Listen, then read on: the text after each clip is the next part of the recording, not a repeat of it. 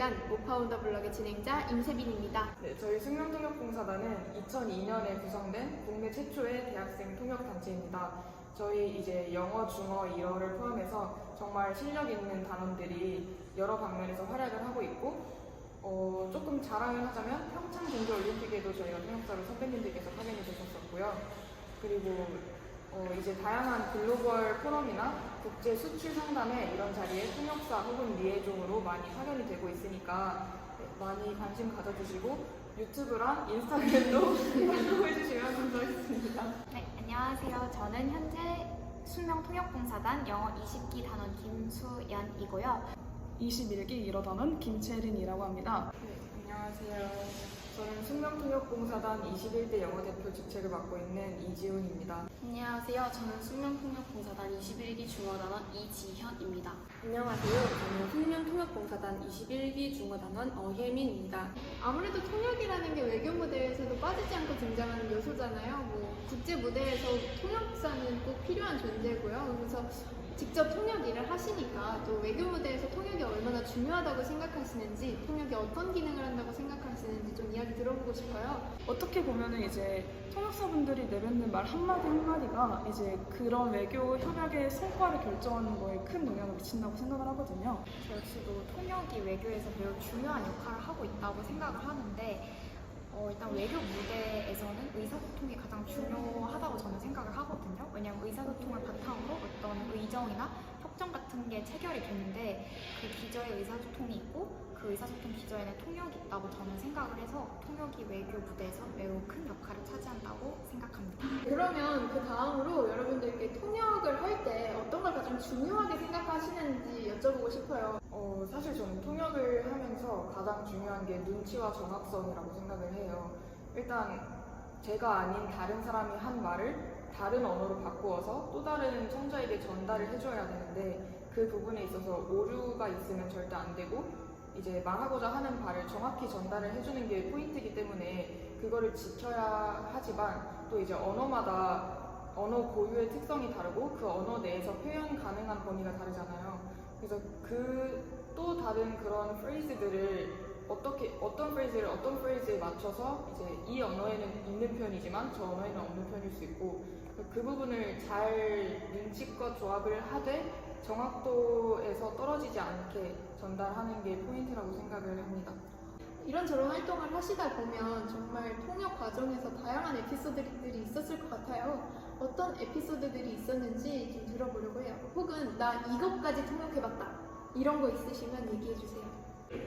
굉장히 당황스러웠던 에피소드가 하나 있는데 제가 통역사로 파견이 되었을 때 인도네시아 분 통역을 맡은 적이 있거든요. 근데 저희는 이제 평상시에 미국 영어 아니면 영국 영어에 많이 노출되어 있다 보니까 인도 영어는 굉장히 익숙하지 않아갖고 제가 그분에게 가장 많이 했던 말이 What? Pardon me? 이 말을 가장 많이 했던 게 기억에 남았고 당황스러웠고 그런데 영어 공부를 좀 더 내가 열심히 해야겠다 자극이 되었던 에피소드였던 것 같습니다. 같은 언어를 쓰더라도 정말 지역에 따라 또 말씀하시는 분에 따라 어떤 억양도 다르고 사용하는 단어도 다르고 그래서 통역이 더 어려운 것 같아요. 운영요원으로 아태 지역 항공청장회의에 파견된 적이 있습니다. 그때 저는 외국인 연사분이 오셔서 잠깐 그분을 방까지 안내시켜드리는 그런 잠깐의 의전 역할을 맡았었는데요. 그걸 하면서 약간 딱딱하고 긴장된 분위기가 아니라 먼저 말을 걸면서 재치있게 분위기를 좋게 풀어가려고 노력하였고 그리고 그 다음 날에 오찬장 안내를 할 때 그분을 만났었는데요. 그분이 저에게 먼저 나의 한국에서의 하루를 기분 좋게 만들어줘서 어제는 정말 고마웠다 라는 식으로 인사를 해주셨던 게 정말 기억에 남고 뿌듯한 경험이었습니다. 너무 좋아요. 진짜 이런 이유에서 제가 여러분들을 공공외교의 주체가 되는 청년들 첫 번째 게스트로 섭외를 한 거거든요. 여러분들이 아무래도 행사 같은 데 파견을 가게 되면 외국인 분들하고 직접 대면할 일이 많잖아요. 그 외국인 분들께서는 한국에 여러 번 방문하신 분들도 물론 계시겠지만 주로 첫 방문이신 경우가 많을 거라 생각이 되는데 바로 옆에서 의전을 하시거나 혹은 통역을 하시는 여러분들이 그분들께는 한국의 이미지가 되지 않을까 싶어요. 그래서 그만큼 여러분들이 공공외교에서 중요한 역할을 하신다고 생각이 되는데 네, 저는 이제 이미지라고 하면은 우리나라가 이제 문화 강국이라는 이미지가 정말 강해서 이제 그런 것도 가져가면 좋겠지만 이제 그것과 같이 우리나라가 정말 1000년 이상이 되는 긴 역사를 가지고 있는 국가이기 때문에 이제 외국인분들이 더더욱 우리나라가 정말 오랜 전통이 깊은 그런 유관 역사를 가지고 있는 국가라는 거를 조금 더 많이 아셨으면 하는 마음에 이제 역사에 대한 역사 강국이라는 이미지 또한 가져갔으면 좋겠다는 생각을 가지고 있습니다. 그리고 이제 드디어 많은 분들이 궁금해하시는 그것 이렇게 언어 천재들 모아놓고 우리가 이거 안 물어볼 수 없죠. 언어 공부 꿀팁 좀 들어보려고 해요. 뭐 영어도 괜찮고요. 혹은 중국어 담당하시니까 뭐 중국어 공부법도 괜찮고요. 언어 공부할 때 이런 거 하면 쑥쑥 는다. 이런 것만 하면 외국인하고 프리토킹 문제 없다. 이런 거 있으시면 좀 들어보고 싶어요.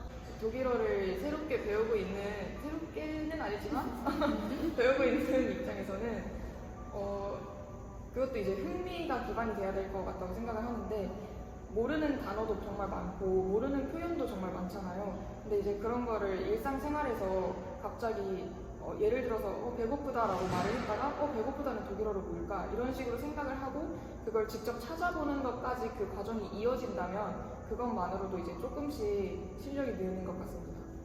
네, 일상 속에 자연스럽게 녹아드는 언어 이게 포인트인 것 같은데요.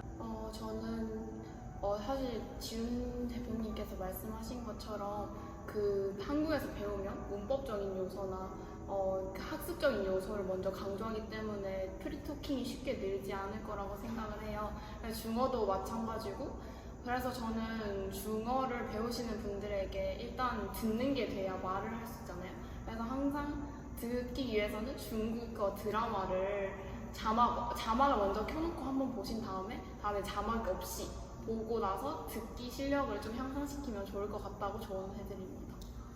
여러분 잘 들으셨죠? 네, 일단은 흥미롭게 접근하는 게 가장 중요하다고 이야기해 주셨고 또 일상 속에 자연스럽게 녹아드는 언어 학습이 필요하다고 얘기해 주셨고 또 많이 듣고 많이 따라 읽고 또 많이 보는 게 정말 중요하다는 이야기를 들었습니다.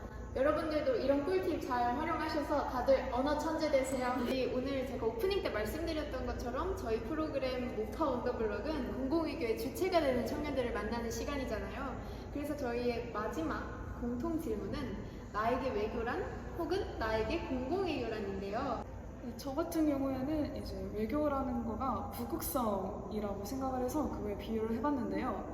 아무래도 이제 외교라는 것이 그냥 어떠한 대표와 대표가 소통하는 것과 아니면 우리가 어떻게 보면은 공공외교로서 주체로 임하고 있는데 그런 모든 과정들이 어떻게 보면은 이제 이끈다라는 그런 맥락으로 이해가 됐거든요.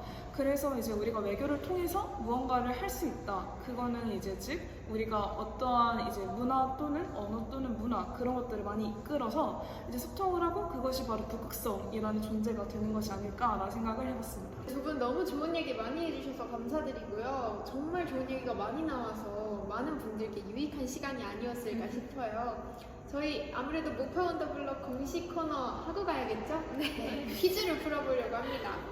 그럼 문제 드릴게요. 네. 통역이 필요한 사람 옆에서 속삭여 통역하는 방식을 무엇이라 하는가? 정답은 무엇일까요? 이건 쉽죠? 네, 이건 쉽죠. 네, 그 네. 같이 대답하면 돼요. 네. 네. 하나, 둘, 셋. 위스퍼링 통역. 네. 여러분 저희 내부 활동에서 하는 활동 뭔지 아시죠? 네. 자 답변은 하나 둘 셋 위스퍼링 통역. 네, 정답입니다. 이거. 네, 펼쳐보실까요? 하리보 세트요. 저는 수첩. 하리보 세트랑 수첩. 네. 감사합니다. 네, 그럼 수현 씨는 하리보 세트. 감사합니다. 독일어 전공하시는 분이라 맞아요. 하리보 공식이 아닐까 싶네요. 운명이네요.